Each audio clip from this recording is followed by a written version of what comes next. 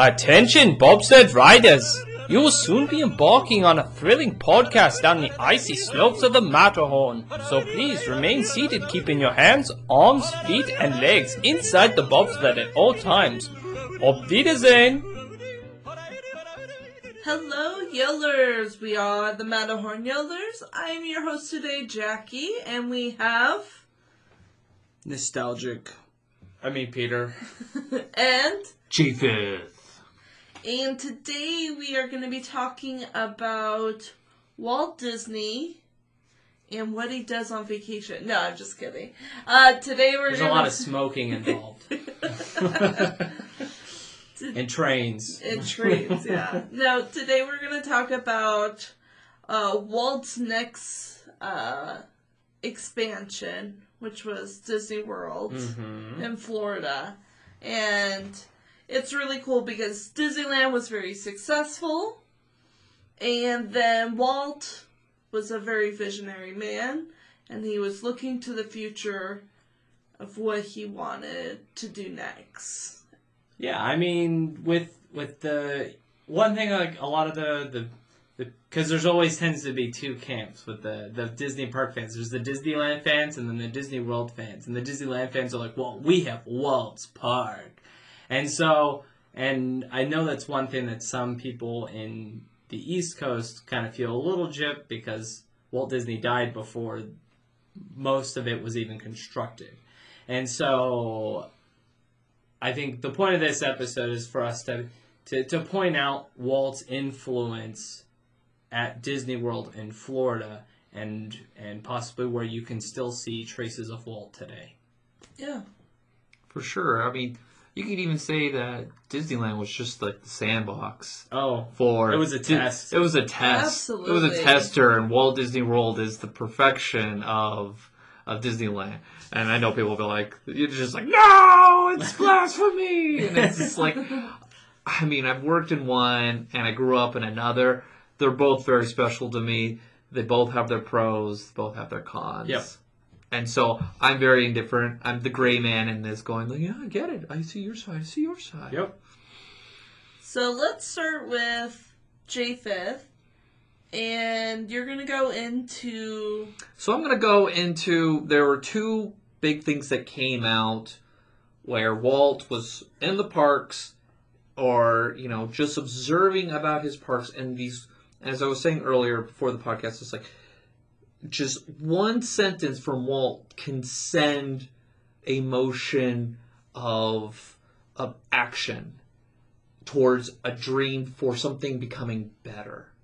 And so, Walt probably was, seeing the success of the park, and it's probably within the first 3 years, because I'll go in through a timeline of what happened pretty much after this kind of observational statement that he makes.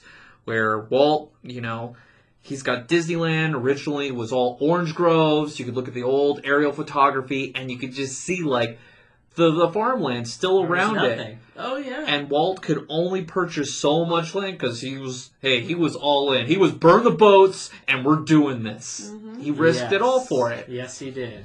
And, with that, you're restricted to how much you can do. And with the success, as Jackie said, with Disneyland, people saw cash cow. Let's get in on this. And so there was a development of, with the real estate around it. You saw restaurants and hotels and neon signs. And with Walt, he goes... It was a lot different then than it is now. Yeah. Because now it's all hotels. Yes. Then... You even saw strip clubs and things like that were right across the street. So and it's just so Walt made the statement where he goes, or it's not a direct quote, but Walt did not like what the outside world was encroaching on Disneyland with the hotels and the neon signs and the restaurants. It was creating a carnival atmosphere, and that's not what he wanted. He didn't want that carnival. He wanted it to be an escape, and so with that. That moves him going, okay, well, if I'm going to do this again, how am I going to do this? Oh, I'm going to buy a lot of land. I'm going to create that space from the outside world because I'm going to control that space. And so I'm going to go into kind of the land land acquisition, which I'm like, yeah, this is what I do for a living. I do maps and I take in legals. I thought you would enjoy this portion of the discussion for sure. Oh yeah, I was getting it. It's like, oh, this is so cool because it deals with like government, like movement and entities, and I'm just like, this is great. So with that being said, the success, Walt Disney opens Disneyland in 1955. So I'm going to go through a timeline of how Disney World came, or Magic Kingdom got started. So 1958, you got the research, Walt Disney's Commission of Economic Research and Association, which I typed it in, and you can read the report. It's through University of Central Florida, and it's like a 38-page, and it goes into like how Disney World is going to impact Florida. And I was like, that's really cool. And I was nerding out with that. And, but it came down to like, okay, where are we going to build, where's a suitable location? And I was like, location, I'm all about that. And so it came down to, there was Florida, but also St. Louis. Yep. And I learned about that. And so maybe that may be another topic in the future, because there were dreams, and it was getting close. Yep. Because from what I read, or I was told, you watch a lot of YouTube and read a lot of stuff, you're like, I don't remember my source. Right. But from the visitors that went to Disneyland, only 5% crossed the Mississippi to get there. And so that's where Walt saw the drive. Like, we need to get to the East Coast. There's a market there. We got the West Coast. We need the East Coast. And, Florida met its recommendations or its criteria. So in 1961, the recommended current location, it met the land where they can get cheap available land. It has the tourist population potential, major roads. So you have the I-4 cutting across, and then the weather. I mean, the weather, it's sunny. Yes, it rains there, but for the most part, it's the Sunshine State, which I always made a joke when it was like raining. Me being from Arizona going, oh yeah, Sunshine State, we're 300 days of sun, no clouds. And these people, it's like 3 o'clock rain shower, on time, on the dot, thanks a lot. Like, welcome to the Sunshine State. And I would always do that at the Haunted Mansion. So it met those criteria. And in 1963, Roy proposed to buy between 5,000 and 10,000 acres of land. All this was very quiet. And Walt, he does his flyover in November of that year. So we're in 10 years after Disneyland was built, and Walt's already seeking out, like, he's already sees the site, and he's like, okay, we're going to do this in Florida. And then 64, they start buying land, $145 an acre. Whoa. I mean, and so you got to keep in mind, at this point, it's hush. Florida is just swamp. There's nothing there. Yeah, no. There's absolutely nothing. I mean, it's going to take a lot of work just to make the land livable. Yes. And then that goes into like the engineer marvel of it all. So in 1965, after they'd done all their secret acquisitions with secret, companies and LLC, just acquiring, because if they started buying it under Walt's name, they would just jack the price. And as soon as his name did get out there, the prices went through the roof, and they're like, okay, we're done. You have to be secret about it. And there's a whole story behind that. And the newspapers. It's a really good story. It is a really good story. We're just not going to get into it, but look it up. It's great. So they finally acquired 27 and 443 acres of land. Let's put that in perspective. Disneyland is 160 acres. So Walt's like, you know what? I don't have enough space. We'll go from 160 to 27,000 acres. That's nuts in like perspective of it all. And so in 1965, Walt announces the second park in Orlando. 1966, December 15th, Walt dies. And then Roy takes over. And then in 1967, this is where it gets interesting. Florida approves Reedy Creek Improvement District. And this kind of proves to be the most important aspect to the development of Walt Disney World, to be as quick and as efficient and to have that autonomy. Because what the district does, so Florida approves it going, okay, you guys are your own city in a way. Yep. They're big enough to be, so. Yes. And it is, with that much space. they're given the permission. Like, okay, you could be your own city. And so that works for the benefit of the citizens of Orange County, and I think it's Osceola County. Man, I lived there and I still can't say that name. I feel bad.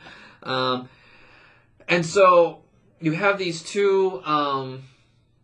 You have these two counties. There's not really a city there, and so instead of putting the tax burden on the county and going, hey, we need all this infrastructure, we need pipes, we need roads, Disney's like, nope, okay, Florida, we're going to build this city here, or we're going to build this Walt Disney World here, and it's going to benefit you here, here, here, and like Florida's like, that's great, you're going to put us on the map, like, we're going to be the destination. And so it was unanimous. They voted for it because, well, the taxpayer money is going to go to the landowner, or so the taxes are paid by the landowner. The landowner's Disney, so Disney's just going to pay for itself. Yeah. And so that way, and it's also genius in its own way because Walt Disney had worked with the city of Anaheim, and they knew the nightmare of going through the red tape of another entity to get things done. You have to go like, hey, board or city council, I need you to approve this. They still deal with that. It's still a fight for them to do anything at Disneyland. And working in government myself, I understand just how long it takes to get things. Like, we have to develop. They give us the map. We got to take the map. We got to put it up here, but it's got to meet all our criteria. If it doesn't work, it's got to go back. How much time is lost? And so a efficient corporation as Disney, they're just like, let's cut them out. Let's do it. This is ours. No one can like muscle us. And that's where we're able to get the success of like, okay, they approve Reedy Creek and then they break ground at the end of the month. They just get going. So from May 1967 to 1971, Walt Disney World or Magic Kingdom is being built. And so, and I go into like why Reedy Creek is so important. It's because Disney has the control. And so if they cut that out, tax burden's on them. And so that's like, everyone's really happy about that. But people fail to see that it was swampland. There was nothing there. There was a highway. Yep. And like, it wasn't just Eisenhower, implemented, hey, let's do freeways. We saw what like Germans were doing about military and getting the, movements of logistics. The U.S. was going to do that if they were going to be in a Cold War with Russia. They need to move. So that's why the interstate system was set up. I'm sure the interstate in Florida wasn't like it was today where you have multiple lanes. It was probably a two-way street. Yep. I can only imagine. It wasn't very much. So that was your only road. Like the 192 that goes, like, if you're there, you go in Kissimmee and you see like all the like cheap amusement parks and rundown like hotels and stuff. That was a dirt road. Like there was nothing out there. And so they took the swampland and put a park and opened it within 4 years. That's crazy. It's mind-blowing. It's crazy. And they do it in a time where they're doing paper, like, drafting and and they're just doing it. Like, you can do that kind of stuff now because you have computer-aided drafting where, like, you move a line and you're like, yeah, I can move this line here. You come paper mine, you're like, we need to move this here. Okay, that takes, like, 12 to 20 hours to redo a whole blueprint. Yeah. And so they were just streamlining everything. And so for the building of it, they had 8,000 workers. And with this thing, they also were negotiating with union at the time for the rights of the workers. So there was just a lot going on. It wasn't like, all right, you build it. It's just like, it was this cycle of movement of starting from nothing. And even like the executives, when they went out there, they're like, we're going to do what? And like, where's this? And like, there was a lack of vision. And Roy drove it. Yeah, well, he came out of retirement to get this project done. He's like, this is my brother's legacy. Yep. Everything is on this. Yep. And because, Roy got out of retirement and he's like, okay, it's no longer Project X, it is Walt Disney World. Yes. It is like, he's dedicated and, that was a really good beauty in that. And with everything that was built, they built roads, they built power, they built a flood control, like where they got to manage the swamps and the water. the sewer, emergency vehicles. Like, so they have fire, they have police. They manage everything a city does in that area that you just don't see. And they built a monorail. Can you imagine building a monorail in, that spans outside of the Disney park into the city area? I think Anaheim would be like, yeah, just have this monorail go across the street right here. It would take so long to get it approved and engineered. It would be. They're like, no, we're just doing it. And they just did it. And they're like, this is our land. We own this. No one's, and Florida's like, they're in a position of like, yeah, this is going to benefit us. So I just grew this great appreciation of just Walt going like, I want the circus gone. And he did it with just like, we're going to buy lots of land. So it's not something where it's like Walt physically touched, but it's what Walt said that made the difference. And when you're in Walt Disney World, you don't think about the circus of Orlando. You don't have the that. same thought process that you do when you go to Disneyland. Disneyland, you have that thought process of like, I could just go across the street to McDonald's and just walk there, grab some food, or IHOP or whatever. Here, like when you're on Disney property, you're on Disney property. You have to go out of your way, go miles and miles down the road just to leave Disney property if you want to do something outside of Disney. It was just brilliant. And so just doing the research, I just grew to appreciate what had happened here. And so with that going on, with all that development, Walt wanted the park to be treated as a show, and on stage and off stage, with guests not seeing the backstage. And this all stems, and so I'm going to talk about the Utilidor. People talk about like the secret city underneath the secret city underneath Magic Kingdom. And it's like, it is in a way. It is. People think like buildings up. No, it's like one level of these like sloping up and down. Concrete tunnels. Smelly concrete tunnels. So I worked at Magic Kingdom. I've navigated it. Not so much when I worked at the Haunted Mansion because it's separate. It's not part of the Utilidor. But going into Adventureland, you have to take it. I only went into the Utilidor once. And that was, I got brought in by a roommate, so. Oh, really? Yeah, roommate took me down there. I was in it. They brought us through traditions, through the Utilidors. Yeah, they do it traditions. And then I went once with a roommate. Yeah, I was there a lot. I bet you were, yeah. I was there. You worked in I was park, at Magic Kingdom from 2011 to 2013. So I got to maneuver it. You think it's like, oh, it should be easy to maneuver. You still can get lost. You're like, am I going up at this door? Yeah, and it's pretty simple. But let me get back to it. So the Utilidor, Walt wanted to keep the integrity of the lands. Mm-hmm. And everybody, Walt, everyone, I say everyone, but people have heard Walt saying, it hurt Walt to see a cowboy walking through Tomorrowland. Yeah. Mm-hmm. It's just, and it hurts the integrity of the show. Like, you imagine you got two plays going, and then you have a cowboy walking from one stage to the next where you got an alien show, and you're going to be like, what the freak is this? What's going on? And that's what Walt saw, because it was a stage. And so he wanted to keep the integrity of the show.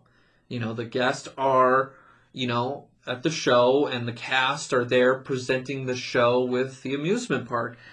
And so that's where you get the Utilidor. And as a result, you get a first-level corridor, what was planned for the Magic Kingdom, and the rest of the park, Magic Kingdom, as everybody knows it, is on the second floor. Mm-hmm. And people are like, why didn't they just do a basement? It's like, well, Florida has a high water table. You can't do a basement. You can't do basements. So what I'm saying is so you got the bedrock, and then you have water real close to the surface, in that time period, or in that space, meaning if they dig, it could sink or be underwater, and they don't want to deal with that. And so they just built on top. And so when you're at Magic Kingdom, you're on the second floor of this park.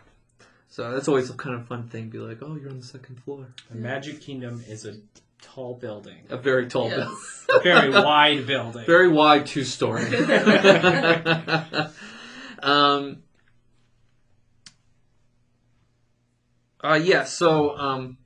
So they didn't build it. So the description of it is it was built with 9 acres, floor plan with a circle with a single line going down the middle.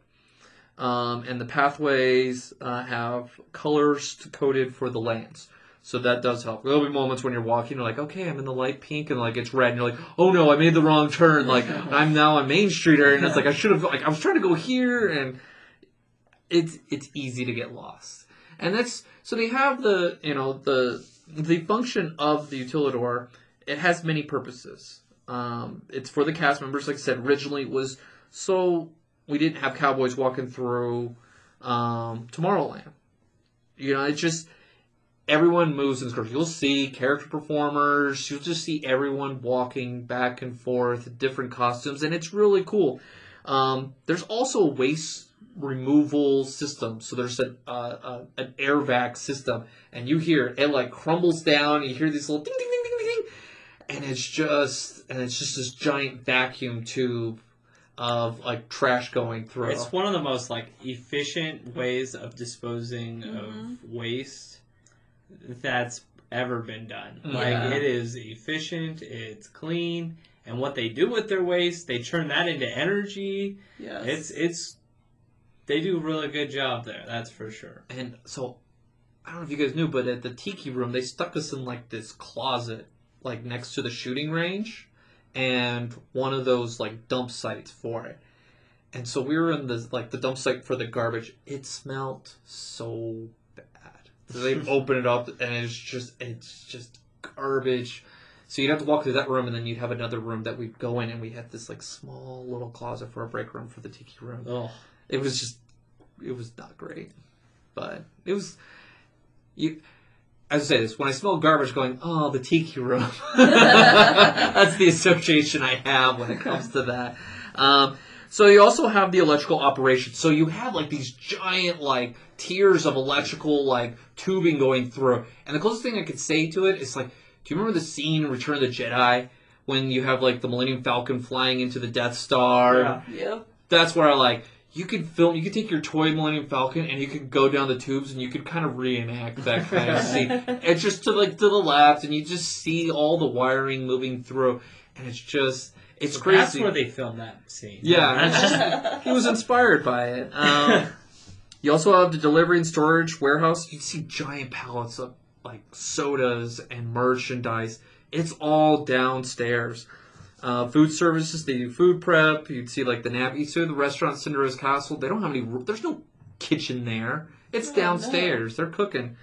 You also have costuming. So originally all the costumes were down there. Then they moved them to the parking lot in 2005. Yes. Oh, did they? Yeah. And so what you do see in costuming there is just character performers. So you'll see there's a separate costuming for just like character performing and parades. So when you initially go to like the fork on the road, you take a left, and then it's going to be like the first like left, giving you directions on how to see like all the Mickey heads on hooks. It's just like it's unnerving. It's like, oh, there's Goofy's head. There's a lot of security down there, by the way. So don't sneak in there. Don't. Legally, I'm saying don't do it, but wink. No. Wink. Act like you belong there, and no one's gonna stop you. Honestly, because I mean, when I went down there, I wasn't supposed to be down there. But as long as you look like you're not a tourist, nobody's gonna question you backstage. Yeah, honestly. You have cast members. If you're being stupid, then they're gonna ask your badge. But I'm not saying what I'm telling you. Don't do it. Yeah, because if you do it and you get caught, you're banned. Yes. Yeah. They will kick you out. They'll kick you out. They'll ban you for life and all that. And it's easy to get lost, and because people who work there know where they're going. Yep. Mm-hmm. And so if you see it, like you just know a guest when they're lost, because we see them backstage all the time at the Haunted Mansion. Where they're like, "I thought this was the exit," and I'm like, "No, get out. No, get here." Like, oh, okay, you see lost guests, especially if they got their phone out.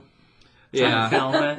I was like, if you want to see what the Utilidor looks like, watch the documentaries. Yep. If you want to explore it, there are Keys to the Kingdom tour. There are. And they're very informative. I see them, and you'll get the same experience as working there. Also, the other cast member services down there, you have a chow hall, like a cafeteria where there's a Subway and there's a grill. There's a library with computers. I had a really cool experience where I was on the computer, and then Rapunzel sat right next to me, and I remember looking at her. She was full on in costume, jumping on a computer, and I looked over and I was like, "Oh, this place is awesome!" And she's like, "Isn't it?" It was just. I was thrown into this Disney World where Rapunzel just popped out and was like, "What's going on?" And you can associate, but not all face characters are nice. They're kind of referred to as the plastics. Yes. I had a friend that was there and she's like, "Oh, they're plastic and they're mean. I think they own the place and they walk around and it's just." It's funny because if you go on Google Maps and you just type in restaurants in Magic Kingdom, you'll see Subway, and you're like, "There's no Subway." There is a Subway. It's down below you. Yeah, it's not open to you guys. So a lot of people work at Magic Kingdom, they get tired of eating Subway, but there are multiple little break rooms throughout the park, and then. I didn't know. I knew you could get your hair cut at Magic Kingdom. Mm-hmm. I didn't know there was this place called Kingdom Cutters downstairs for cast members.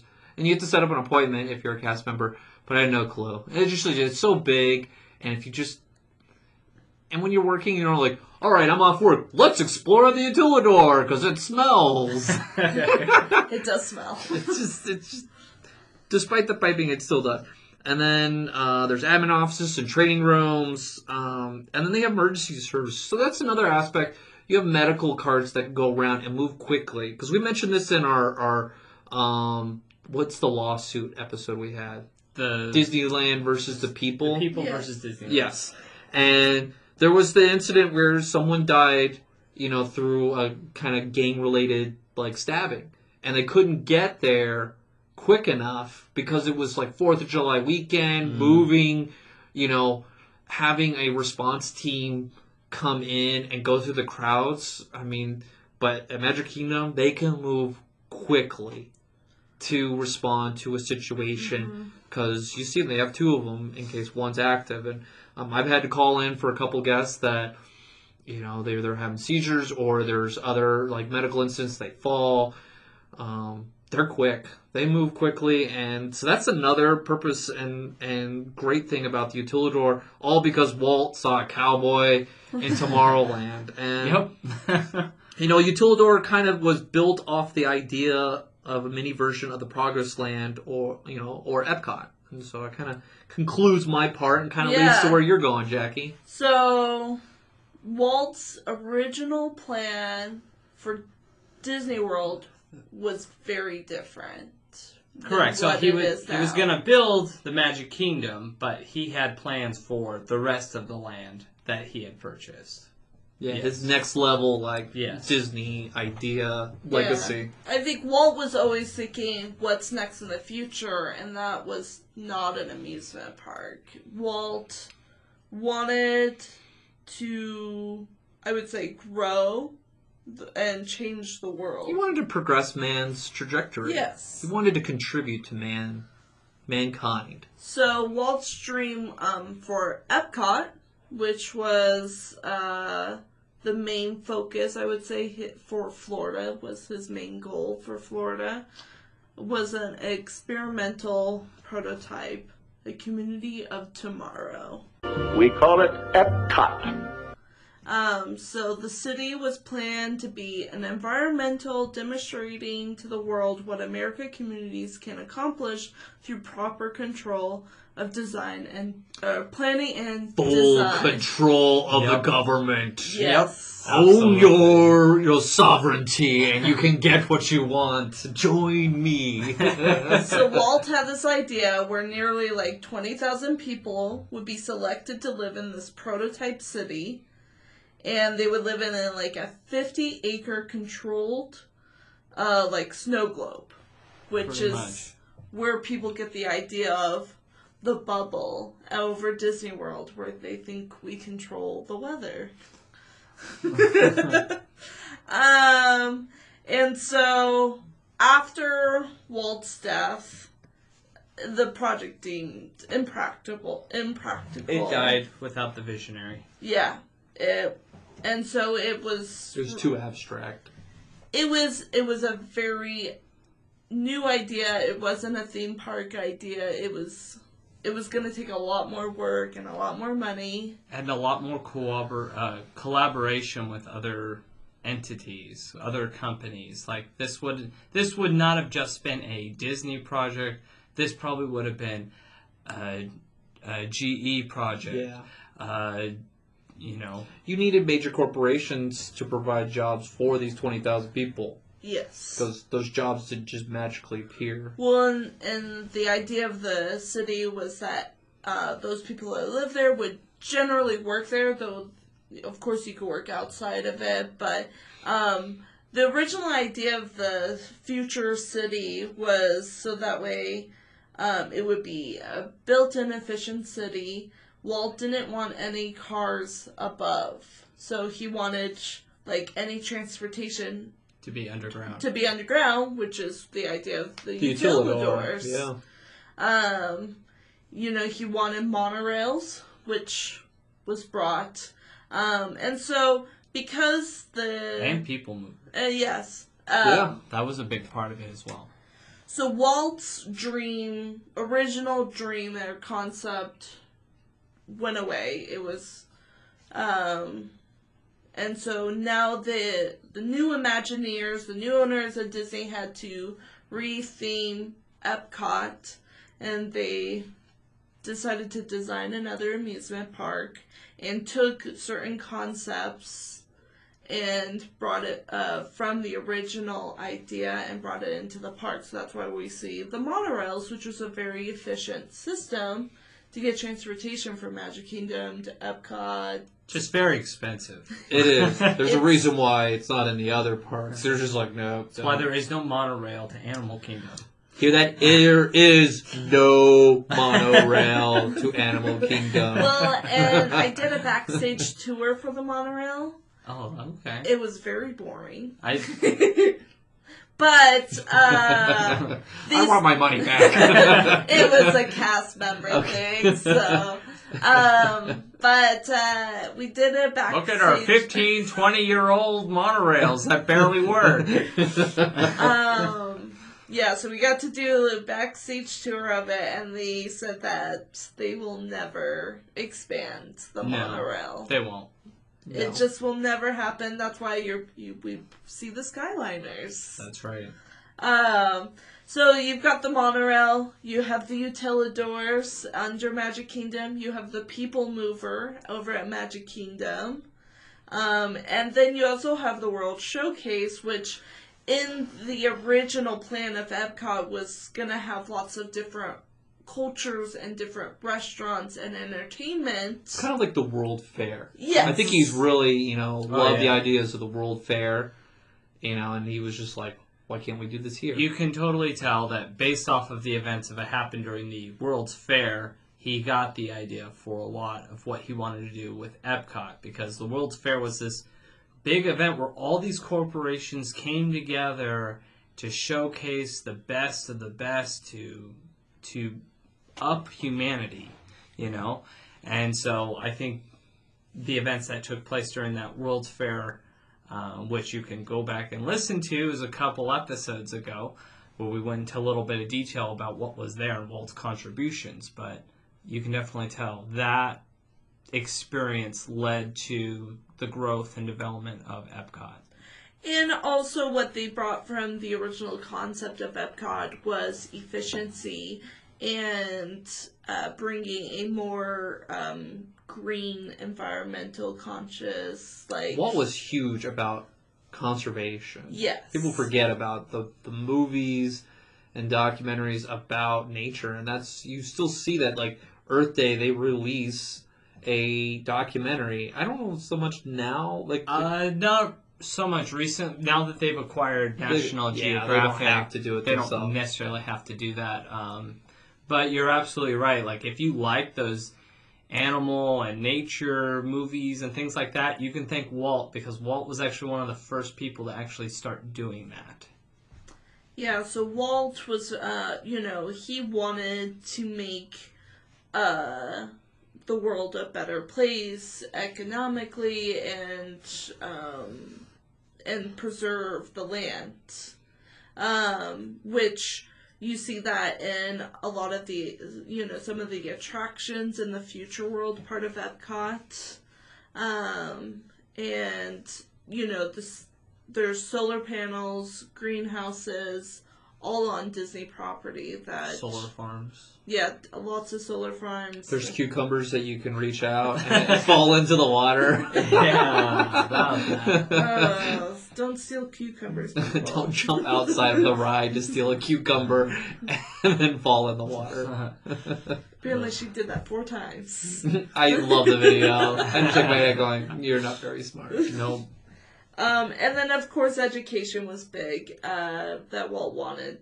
He wanted to educate people, and they brought that into Epcot, which was education, educational rides, cultures.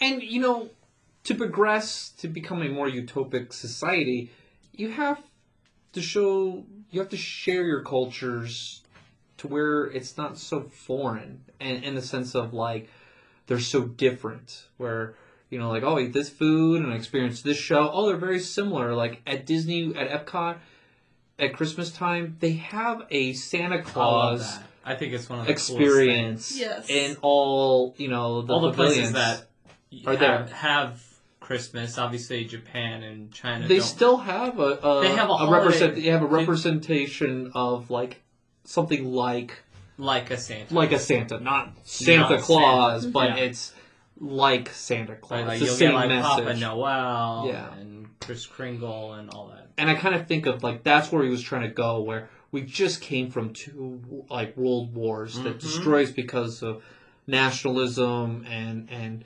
the, the results of those wars.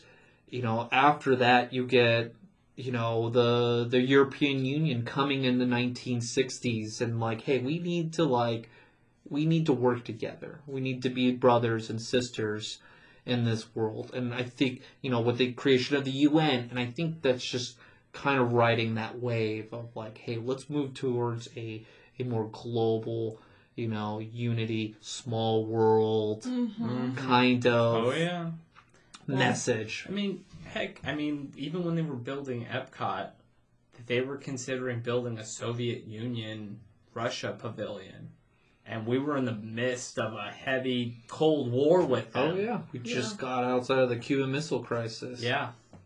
Yeah, so that would be interesting. I never thought about a Soviet Union one. That would have been interesting. So, that is with Epcot. Now, Peter. Yes, so I've got the task of bringing the emotion in. So where can you go now? Because we've had these, like, we've had the discussion of, like, what Walt did behind the scenes to make Walt Disney what it is today. Well, I'm going to bring you the part where you can actually, like, experience Walt Disney and his influence on the attractions and the fun part. I get the fun part. I talked about the boring government, like, logistics. But that's it. I find it fascinating myself. Of course, so. no, but this is the fun stuff. No, this is the part. This is the part you've been waiting for. No, so, like, first of all, I want to talk about, because, like, when we were prepping, you're like, oh, so you're just going to talk about Magic Kingdom. Like, actually, there's a lot more connected with Walt and the other parks. One of the ones is Walt Disney Presents, which is in Hollywood Studios. That's probably, like, the biggest connection to Walt that you could ever get in any Disney park in the world. Honestly, because literally, like, you walk through in Walt's entire childhood to the start of the company, you see a multi-plane camera, like we talked about that on a prior episode. Like, you get to see the development of Walt and his ideas and his dreams. And every once in a while, when they're not doing a movie preview, they do have a Walt Disney movie that they play at the end. At the theater that they have at the end of the I always like path. that show. It's a great show. Oh, it's always a go-to whenever I visit Hollywood Studios, just because there was no wait. That's exactly right. There's no wait, and usually at the end they have a little displays for things that are coming, but it's always cool to look at the dioramas and the models, and they have an old Abe Lincoln animatronic there. Like, it's really cool. Oh, they have a replica of Walt Disney's office. They do. Yes. And they do have the the layout of Epcot, or Yep. they have the poster and they show like a video of them filming it, and so yeah, that's always really cool. Where you're like, oh, I'm part of it, like it's happening right here. But the office part's really cool. Yes, to actually get to see Walt Disney's personal office that he had in the studios. So that's probably like the closest place you're going to get to like really getting a taste of Walt at Disney World. But obviously, Walt Disney had his hand in a lot of projects that made its way over to Disney World. It's a small world. We talked about that on our World's Fair episode. Walt Disney was all over that. He was all over Walt Disney's Carousel of Progress. What? I know, right? Like I think we mentioned that the song "There's a Great Big Beautiful Tomorrow," the Sherman Brothers wrote in tribute to Walt Disney.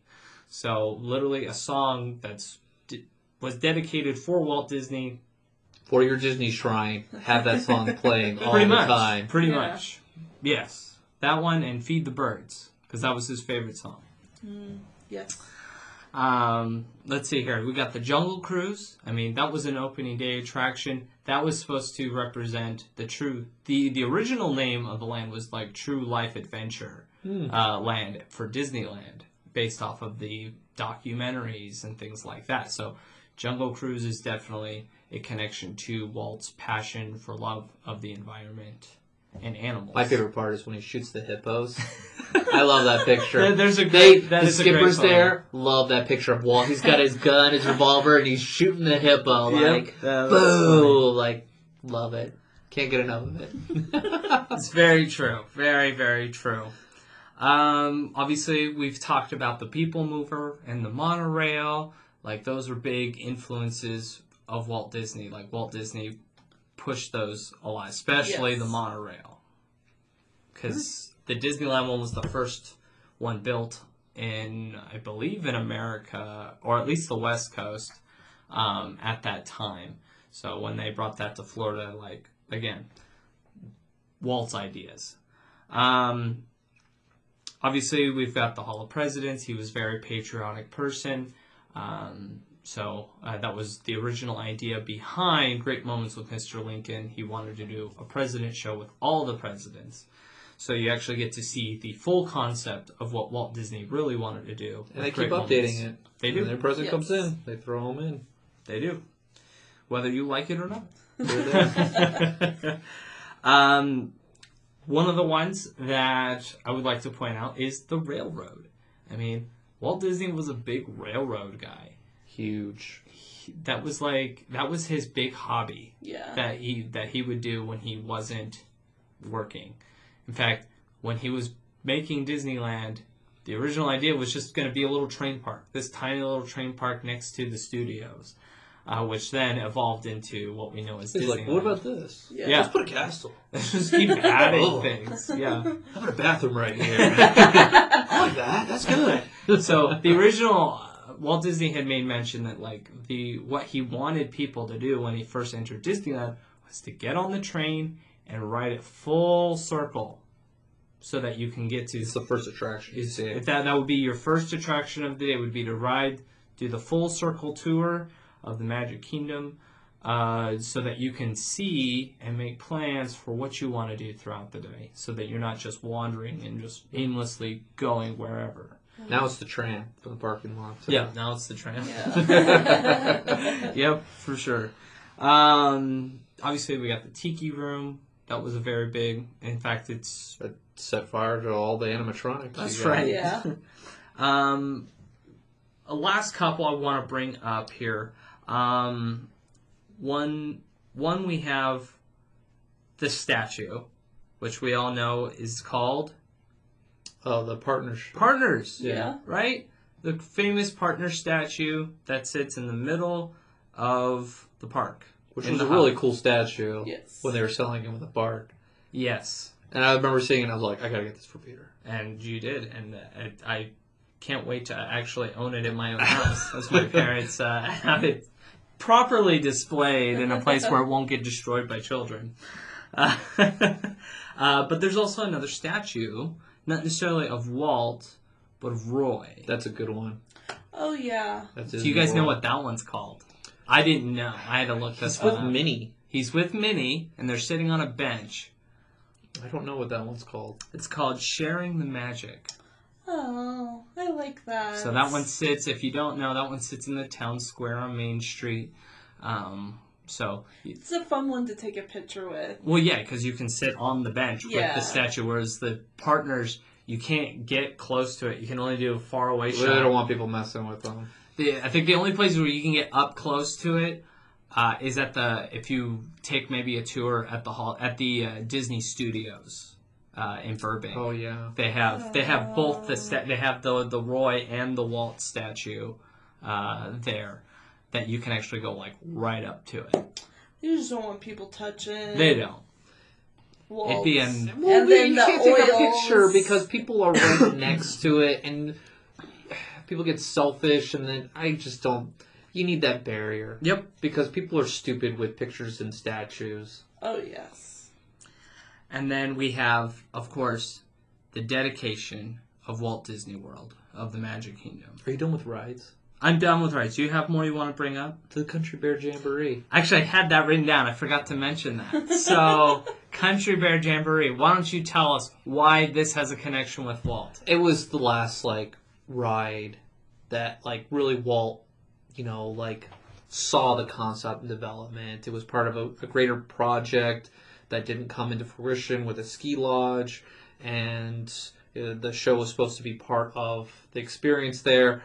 And one of the last trip that Walt was in the studio, they were going through the concepts, and that was the last time Walt gave a chuckle. He laughed, and so it's. If you want to experience that, and we talked about this in prior podcasts, Defend Your Attraction 1. The first one. First version, or part 1. And, yeah, that's kind of like Walt saw that, and he told the Imagineer, hey, goodbye, and that was unheard of for Walt, because he knew it was coming to a wrap at that point. And so it's known as Walt's Last Laugh. Last Laugh. And so it's a very special one. It's still in the park. It's not fair. I voted down the attraction, but it does have a sentiment. If you go into it thinking, Walt laughed at this with his Imagineers last time, it holds something special, I think. Absolutely. Also, I guess I do have another one, the Main Street vehicles. Oh, yes. I mean, Walt loved driving his Main Street vehicles up and down Main Street, and with Main Street almost being completely identical, you can still get that connection with Walt on Main Street with Marceline, Missouri, and all that stuff. But I do want to get into the dedication plaque that can be found at the flagpole in Town Square on Main Street, USA, that Roy Disney gave. It says, Walt Disney World is a tribute to the philosophy and life of Walter Elias Disney, and to the talents, the dedication, and the loyalty of the entire Disney organization that made Walt Disney's dream come true. May Walt Disney World bring joy and inspiration and new knowledge to all who come to this happy place, a magic kingdom where the young at heart of all ages can laugh and play and learn together. And so it was definitely a great thing that when Roy came back, he wanted to make sure that this was, he wanted the Magic Kingdom specifically, or Walt Disney World in general, to be about Walt. I want to get the ball going. Yeah. They bought all this land, and it was hey, we need to get this going, because this was it. We need to. Roy came out of retirement just to work on this, and he died shortly after. I was going to mention, he did. This was his last hurrah. He put everything in it. And that's why I wanted to mention Roy's statue, because as another podcast, the way they end their show is, I hope we never lose sight of one thing, that it was all started by a man, Walt Disney, and his brother Roy. Yes. It's a little twist on the They are Walt Disney partners, quote. and they were necessary to that growth of the company. Roy the visionary had a huge part. And the business. part of the business, and there would not be Disneyland, Disney World, or anything without Roy. It's absolutely true. So that's why I felt it was important to mention Roy, because even though it's not Walt Disney, he was still an integral and a very key part of the Disney company as a whole in terms of making Walt's dreams a reality. You know, we're getting close to the end of our episode here, and at the end, when I normally have our Swiss bobsledder tell you to follow us on Facebook, I'm actually going to cut that out. I'm going to put in a little short video. Well, it's not a video. It's an audio clip of Bob Hope at the time of the opening of Walt Disney World, kind of giving a little eulogy almost of Walt Disney and Walt Disney World and what it means for all of us. It's beautiful. Peter shared it with us before this podcast, and you just get the goosebumps as you listen to it. It's beautiful, and it gives you real appreciation. You know what, for obviously an engineer and imaginary marvel that Disney World has brought us. Yeah, so I mean, I appreciate all the work that's been done towards this episode. There's a lot of research done and a lot of appreciation, at least for myself, that grew for Walt Disney World and what Walt's impact was to the parks. If you have any questions or have any thoughts about this episode, leave a comment below. We're on Facebook. We're also on Instagram. You can also listen to our audio on YouTube. You can also email us at matterhornyodlers@gmail.com. Thanks for listening. Have a magical day. You know, this fantastic scene is a tribute to the vision, imagination, and genius of Walt Disney. Walt Disney World is the culmination of a lifetime devoted to bringing joy and excitement and laughter to children and adults in America and throughout the world. You got to see this place. It's Dream City. New York, Paris, London, that's where the action is, but this is where the fun is. This is the place to relive your youth. You just walk in and you get 30 years off for good behavior. There's a spirit here, everywhere. It's in the air, everywhere you look. All this is Walt. This is what Walt wanted for all of us. An escape from our aspirant existence into a land of sparkle and lights and rainbows. Today, his name is more than just a household word for laughter, fun, and joy. It's a signal to the minds of the children of all ages. Cheer up. All is not lost. Entertainment is on the way. There's another message that Walt Disney communicated, and if you look around you here in this splendid monument to the man, you'll sense it as I did. Walt Disney loved America. He loved its traditions. He loved its children and their moms and pops. And he must have loved the parents to treat them to so many restful hours while their kids were camped at the local movie house. Walt Disney loved the American way of life. He loved it so much that he recreated many of this nation's most joyful periods. Frontierland, Main Street, USA, way down yonder in New Orleans. Talking presidents that you can hear and enjoy here in Disney World today. Walt Disney loved America because his dream came true right here in America. He brought to us the delightful images of a kind of kaleidoscope of sound, motion, color, music, and beauty, and he tied it all up into one broad, beautiful, bountiful package called love. Maybe that's what we ought to rename this place, From Disney with Love. The entire world owes Walt Disney a great debt. He achieved much, but perhaps his greatest accomplishment is that he made children of us all.